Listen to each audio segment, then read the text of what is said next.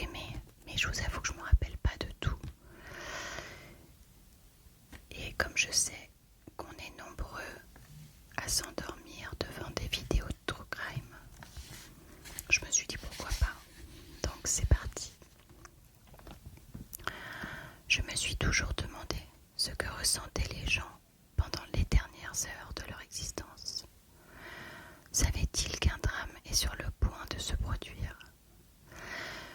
Pressentent-ils la tragédie imminente? Étreignent-ils leurs proches? Ou bien, est-ce que ce sont juste des choses qui arrivent?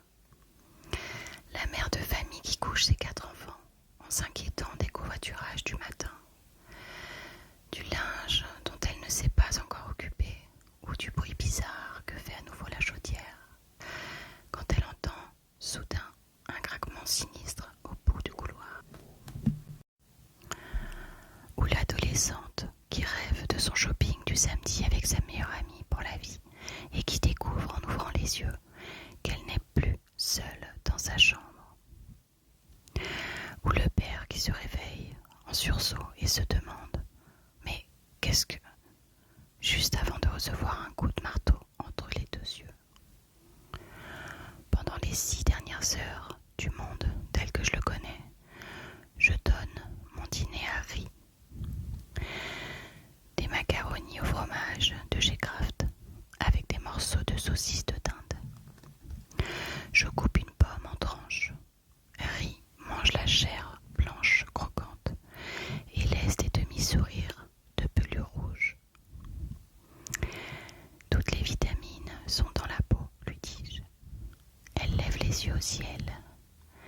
Elle a 4 ans, mais là, on dirait 14.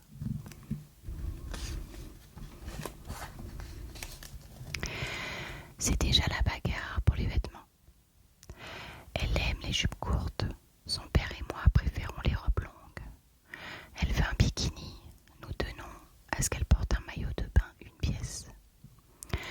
J'imagine que c'est l'affaire de quelques semaines avant qu'elle ne demande les clés de la voiture.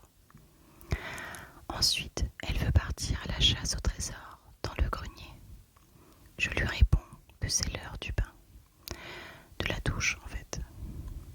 Depuis qu'elle est bébé, nous lui lavons ensemble dans la vieille baignoire à pattes de lion dans la salle de bain de l'étage.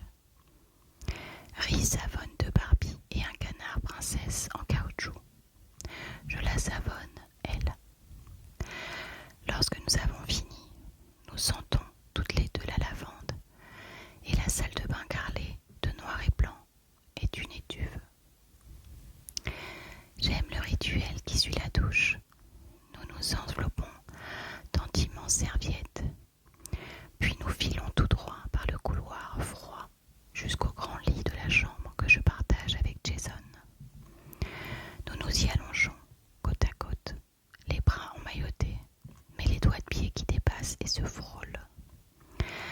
Notre chat tigré orange, Monsieur Smith, saute sur le lit et nous dévisage de ses grands yeux dorés, en remuant sa longue queue.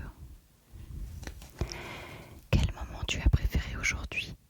Demandai-je à ma fille. Riz plisse le nez. Je me souviens plus. Monsieur Smith s'éloigne de nous, se trouve un coin bien douillet, près de la tête de lit, et commence sa toilette. Il sait ce qui vient ensuite. Mon moment préféré, c'est quand j'ai eu droit à un gros câlin en rentrant du collège. Je suis enseignante. Nous sommes mercredi. Le mercredi, je rentre vers 4 heures. Jason part à 5. Riz a l'habitude de cette organisation à présent. Papa s'occupe d'elle la journée et maman le soir. Nous ne voulions pas que notre enfant soit élevé par d'autres et nous savons ce que nous voulions. Je peux regarder un film, demande Riz. Sempiternelle question. Elle passerait sa vie enchaînée au lecteur DVD si on la laissait faire. Pas de film, réponds-je avec légèreté. Raconte-moi l'école plutôt. Elle revient à la charge. Un petit film, dit-elle, avant de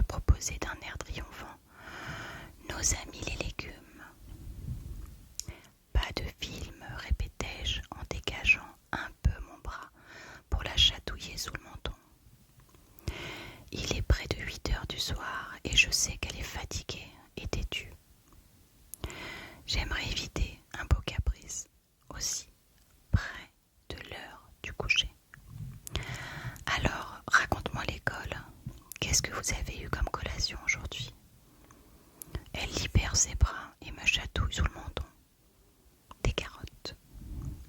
Ah oui, encore des chatouilles derrière mon oreille. Qui les a apportées? Heidi. Elle essaye d'atteindre mes aisselles. Je bloque adroitement sa manœuvre. Art plastique ou musique? Musique. Chant ou instrument? Guitare. Elle enlève sa serviette et me saute dessus pour me chatouiller partout où elle le peut de ses petits doigts vifs. Dernier débordement d'énergie avant l'effondrement de la fin de journée. J'arrive à la repousser, mais roule en riant jusqu'à tomber du lit. J'atterris lourdement sur le parquet, ce qui ne fait que redoubler l'hilarité de rire, tandis que M. Smith émet un miaulement de protestation. Il sort de la chambre en trottinant, impatient, désormais que notre rituel du soir s'achève. Je sors un long t-shirt pour moi et une chemise de nuit petite sirène pour elle. Nous nous brossons les dents ensemble, côte à côte, devant le miroir ovale. Ri aime que nous nous crachions en même temps. 2 histoires, une chanson et une demi-comédie musicale plus tard, elle est enfin couchée. Doudou Lapine entre les bras et Monsieur Smith roulé en boule à ses pieds. 20h30, notre petite maison est officiellement à moi. Je m'installe au bar de la cuisine. Je prends un thé en corrigeant les copies, le dos tourné à l'ordinateur pour ne pas être tenté. L'horloge en forme de chat que Jason a offerte à Harry pour Noël miaule pour sonner l'heure. Le bruit résonne dans les 2 étages de notre pavillon des années 1950, qui paraît ainsi plus vide qu'il ne l'est réellement. J'ai froid aux pieds, c'est le mois de mars en Nouvelle-Angleterre. Les journées sont encore fraîches. Je devrais mettre des chaussettes, mais j'ai la flemme de me lever. 21h15, je fais ma ronde, je pousse le verrou de la porte de derrière, vérifie les coins en bois enfoncés dans tous les châssis de fenêtres. Pour finir, je ferme le double verrou de la porte d'entrée métallique. Nous vivons à South Boston, dans un quartier résidentiel sans prétention, avec des rues bordées d'arbres et de parcs pour les enfants. Beaucoup de familles, beaucoup de clôtures de piquets blancs. Je vérifie quand même les verrous et je renforce les fenêtres. Jason et moi avons chacun nos raisons. Puis je me retrouve de nouveau devant l'ordinateur avec les doigts qui me démangent. Je me dis qu'il est l'heure d'aller au lit, que je verrai mieux de ne pas m'asseoir, tout en sachant que je vais sans doute le faire quand même. Rien qu'1 minute pour vérifier quelques messages. Où est le mal? Au dernier moment, je me découvre une force de volonté que je ne me connaissais pas. Je choisis d'éteindre le PC. C'est une autre règle de la maison, éteindre l'ordinateur avant d'aller se coucher. Un ordinateur est un portail, vous savez, un point d'entrée chez vous. Mais peut-être ne le savez-vous pas. Vous comprendrez bien assez tôt. 22h, je laisse la lumière de la cuisine pour Jason. Il n'a pas appelé, donc il doit avoir beaucoup de travail ce soir. Pas grave, me dis-je. Le boulot, c'est le boulot. J'ai l'impression qu'on ne se parle que de moins en moins. Ça arrive, surtout avec un enfant en bas âge. Je repense aux vacances de février. À cette escapade familiale qui a été la pire ou la meilleure chose qui nous soit jamais arrivée, selon le point de vue duquel on se place. Comprendre mon mari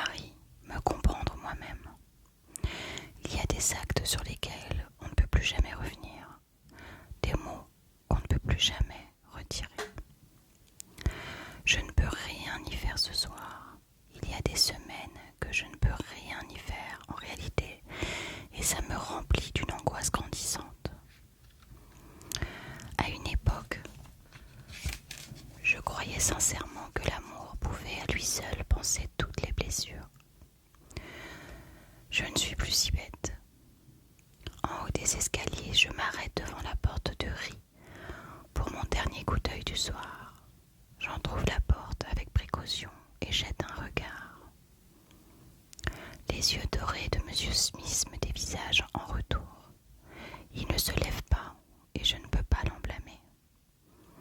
Ils sont bien, avec riz pelletonné, sous le duvet à fleurs roses et verts, le pouce dans le bec, une touffe de boucles brunes qui dépasse des draps. Elle a de nouveau l'air petite, comme le bébé que j'avais hier encore, je le jure. Et pourtant, 4 ans ont passé. Elle s'habille toute seule, mange toute seule et nous fait part de toutes ses idées sur la vie.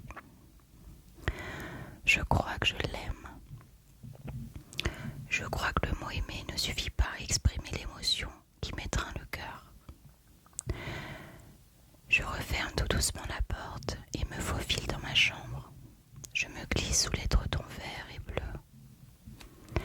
La porte est entr'ouverte pour Riz, la lampe du couloir allumée pour Jason. Le rituel du soir est accompli, tout comme il se doit. Je suis couché sur le côté, un coussin entre les genoux, une main posée sur la hanche. Je regarde tout et rien. Je me dis que je suis fatiguée, que j'ai fait une connerie, que je voudrais que Jason soit rentré et que pourtant je suis contente qu'il ne soit pas là. Qu'il faut que je retrouve une solution, mais je ne vois pas du tout laquelle. J'aime mon enfant, j'aime mon mari. Je suis une abrutie. Je me souviens d'une chose à laquelle je n'ai plus pensé depuis des mois maintenant. Un fragment qui n'est pas tant un souvenir qu'une odeur, des pétales de rose fripés, fanés, frémissant devant la fenêtre de ma chambre, dans la chaleur de la Géorgie. Et la voix de maman qui monte du couloir sombre. Je sais quelque chose que tu ne sais pas. Chut, murmurai-je à présent. Ma main se pose sur la courbe de mon ventre et je repense à trop de choses que j'ai passé la plus grande partie de ma vie à essayer d'oublier. Chut, répétai-je. Et là, un bruit au pied de l'escalier. Voilà les amis pour la petite lecture chuchotée du soir. Dites-moi si ça vous a plu et dans ces cas-là, eh bien, je ferai d'autres vidéos pour continuer la lecture de ce livre. Je vous